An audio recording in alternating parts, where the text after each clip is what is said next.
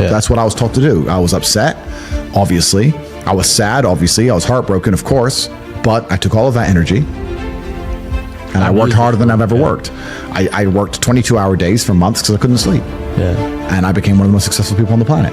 Would you say that's how you get over a tragic loss like that?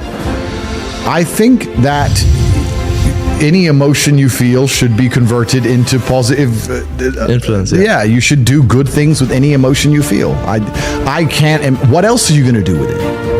And this is a genuine question. Yeah. What else? If let's say your wife breaks your heart. If you're not going to work, you can't sleep anymore. You're upset. She's running around with a new dude. You see her Instagram story. She got some new guy. You're furious and you're angry and you're jealous and you're bitter. You have all of this inside of you.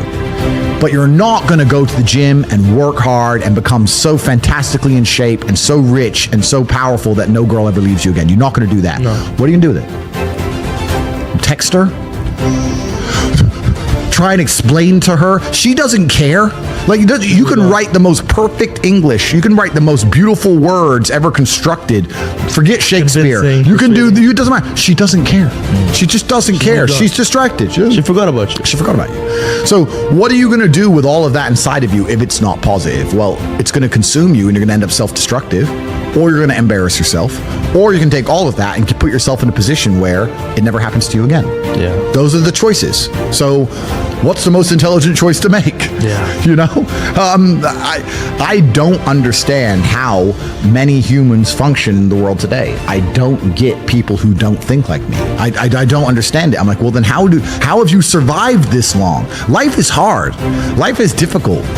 Maybe I've just been unlucky, which I don't believe in, but I've had so much trauma and bad events and negativity and stress and all these things that have happened to me.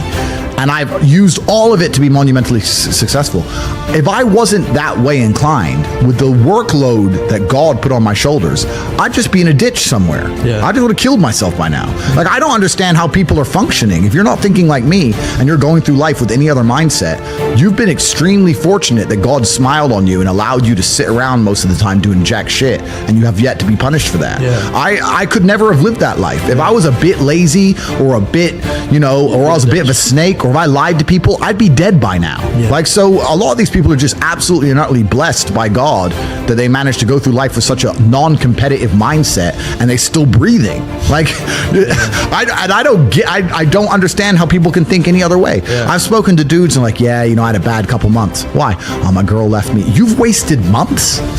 You've wasted months over some like you had think of how much God loves you to have given you the grace and given you the opportunity to waste months of human time over some chick.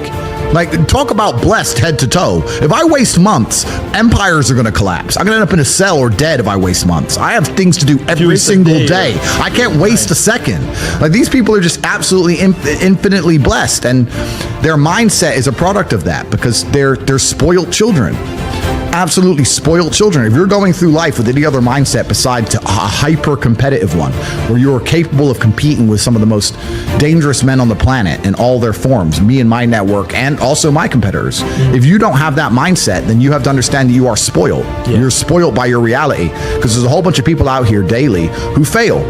There are men out here who fail daily, and they have yet to feel the true consequence for it. They fail to go to the gym when they know they should have gone to the gym.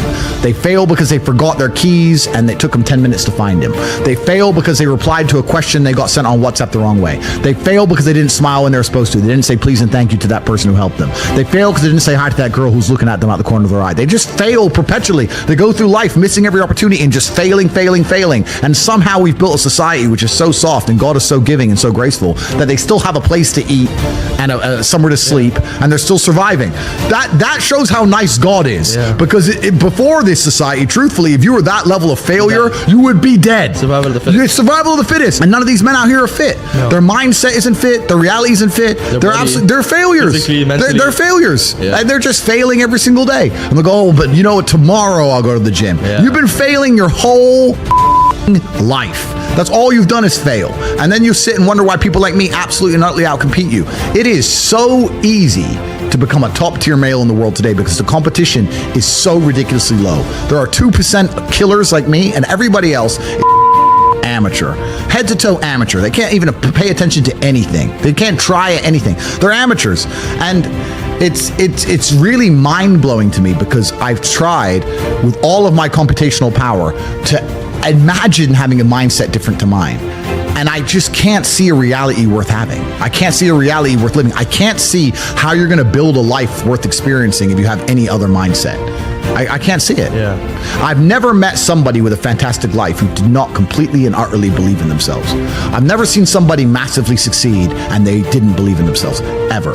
I've never seen somebody who just allows life to happen to them and become blown off course by some sadness, end up doing massively monumental and important things. I've never seen it. It's never happened. It does, and it's never going to happen because it's competitor. It's like crypto. It's player versus player. Right. And there's people like me out here. So Doggy, when that breaks your heart and you take a few months off and she ends up on my jet and I get rid of her and I don't give a shit. It was because you never took those months off. You were always working. Yeah, that's right. And if she leaves me afterwards, let's say she just likes to leave men, I don't care. Yeah. I'm still working. You're still crying. You can't possibly ever beat me. I'll continue to beat you into eternity, as will my bloodline. You will sit and pay the price for the rest of your human years. Even your ancestors above you are disappointed in you, and your offspring for the rest of your lineage will look up and say, my great-great-great-grandfather was a loser because I broke his heart, and now we've been broke ever since. Yeah. That's the reality. But you know what's crazy? Because I feel like your life, the way when you talk about it, it's so much struggle, it's so much hardship, but still you consider yourself the most luckiest person. I'm absolutely the luckiest man on the planet. Because still now you still have a lot of hardship. You're getting hit from this direction, from that direction.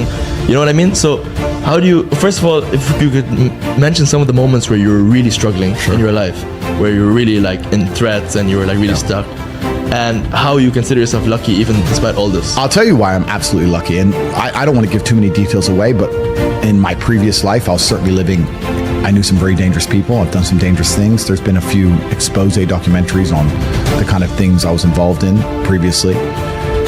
I've had attempts on my life. People have tried to stab me. I've had people try to kill me. I've had members of my family attempts on them. I've had a very certainly difficult life. I don't consider any of the mental stress of this recent Matrix attack anywhere near comparable to the physical altercations and things that have happened to me. But the reason I'm the luckiest man on earth is because God has given me endless building blocks to build a superhero. He's given me endless power. He's given me endless motivation. What do we say? Yeah. He's given me endless. I have endless sources of power. I can sit here right now and recall events that will prevent me from sleeping for 2 to 3 days. That gives me a superpower that other men do not have. They want to go to sleep. They're tired. I can stop being tired for days at a time. I can just have a thought. I can remember. I can sit, close my eyes, and use the power of my brain to vividly remember events, and I will not sleep for days. So how you don't need any drugs. You don't need anything. I've never taken a drug in my life. I've never tried cocaine in my life. I've never tried weed in my life, ever. Wow. I drink a lot of coffee. I smoke cigars, a bit of vodka, but I've never tried a narcotic in my life. Wow. So God has given me an endless source of power. And when people come to me and say, oh, this happened, I'm really sad, or my heart broke, or this bad thing happened to me, I say, good. Thank the Lord that he's given you this endless source of motivation. You're wasting it. Yeah. That's your problem. But it's been given to you. Nitrous oxide has been given to you. You just have to use it in the correct way. So I'm the luckiest man in the world because all the bad things that happened to me have given me all the building blocks to become the most fantastic man on the face of the planet. Yeah, you spoke about smoking. So you smoke cigars, right? Correct. Shisha? Yep. Sometimes. Okay. So, but vaping you hate, right? Correct. Yeah. And why is that? Well, shisha's tobacco. Yeah. Cigars are tobacco. Right. It's a plant. We basically kind of know what it is. Yeah. I don't smoke weed at all, but I kind of get it's a plant, whatever. Yeah. Right. But it's escapism. I'd say there's a difference. I'd say that tobacco is like more of a stimulant, and I'd say that weed is more of an intoxicant. Correct. Well, the reason I don't touch any narcotics at all is because, firstly, I was a professional athlete and my blood was tested. Okay. I'm now 35 years old without ever having tried a drug ever. Is there any point in starting now? No. Like I've lived my whole life without ever trying these things. Why start now? Yeah. Also, when I look at some of the most degenerate, stupid, ridiculous people on the planet, they're all drug users. They all use drugs. It's not very often I meet a man who's completely head to toe has his life in order and he likes drugs. A lot of rich people take cocaine. Yes. And I do know them and some of them. But I still think they'd be better without cocaine. You know, that's just genuinely a vice. But if you go to a festival full of brokies, full of peasants and peons, full of people who don't try very hard at life, and they sit there and they idolize these false idols given to them by the Matrix, and they stand in a crowd full of millions of other people like an insignificant peasant and jump up and down, wow, Diplo, wow, whoever. Yeah, just complete peasant mindset. If you look at these people and say, do you like drugs? Guess what they say? I love it. Oh, yeah. So I don't want to go anywhere near the peasantry, right? Yeah. So, because that's what it is. It's disgusting and it's peasantry. So that's why I don't take drugs. And the reason I don't like vape is because I don't think that vape is even remotely natural. Because a tobacco is a plant, okay, cool. But if you manage to put chemicals inside of a little container that tastes like blueberry ice. Yeah. What even is blueberry ice? Yeah. It's not even a flavor. It's just words. Yeah. And then you taste it and you go, that does taste like blueberry ice. Yeah. How did they pull that off? Yeah. I can't believe it's possibly good for me. Add in the price that it cost. Add in the fact that it costs $1. Yeah. And comes deep from the heart of China. Like you're like, you think they give a shit about the West just puffing away on this petrochemical? They don't care. They're happy. Yeah. So if you're gonna smoke, at least smoke something. You know, it was grown. Yeah. And it's kind of, you know. I'd say, you know, like they